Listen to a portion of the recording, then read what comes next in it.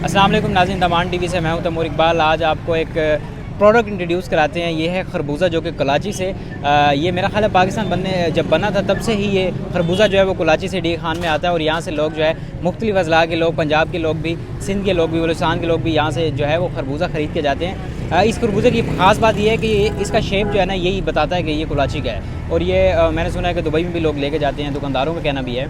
और ये अब इसकी ज़बरदस्त बात यही है कि ये एक तो मीठा बड़ा होता है, कुछ पीके भी होते हैं, लेकिन वो मसला ये आ रहा है कि अगर आजकल पिछले साल या उससे पहले काफ़ी अर्सा पहले जो है ना उसका बीज जो है ना वो जेन्युइन तरीके से वो काश किया जाता था, तो वो एक अलग सीन था। लेकिन अब बीज इसका बाहर से लाया जाता है इस तरीके से, तो इस वजह से ये फीका भी हो जाता है।